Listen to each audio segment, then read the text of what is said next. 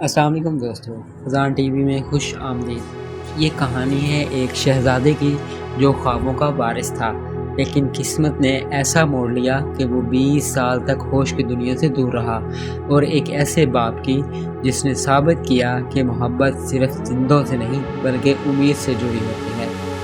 شہزادہ ولید بن خالد بن طلال سعودی عرب کا ایک نوجوان شہزادہ جو نہایت ذہین، متحرک اور زندگی سے بھرپور شخصیت کا مالک تھا، لیکن سن 2005 میں ایک المناک ٹریفک حادثہ پیش آیا۔ گاڑی تیز رفتاری سے جا رہی تھی کہ اچانک بے قابو ہو کر الٹ گئی۔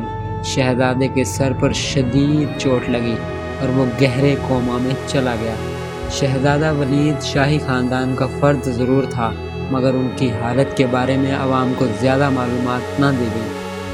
یہ ایک ایسی کہانی تھی جو محل کی دیواروں کے اندر قید رہی، جہاں صرف دعا، خاموشی اور انتظار تھا۔ ہر دن، ہر رات نئی امید، نئی بے بسی لے کر آتی تھی۔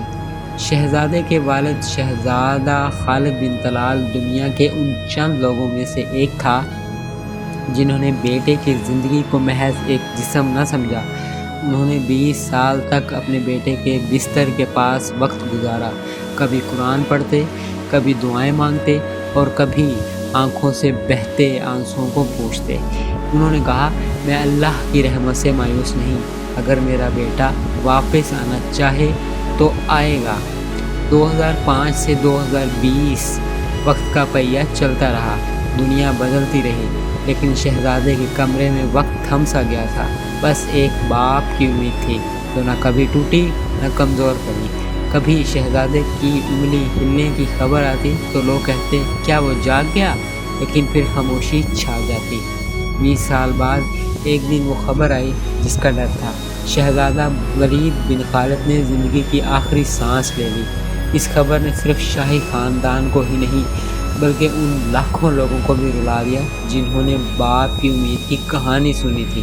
لیکن شہزادہ خالد نے سر جھکایا اور کہا، الحمدللہ، میرا بیٹا شہادت کی حالت میں گیا اور میں اللہ کے فیصلے پر راضی ہوں۔ یہ صرف ایک شہزادے کی کہانی نہیں، یہ ایک باپ کی بے مثال محبت، صبر اور امید کی داستان ہے۔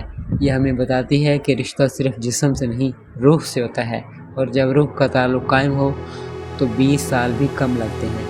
خزان ٹی وی کو سبسکرائب کریں، ویڈیوز کو لائک اور شیئر ضرور کریں۔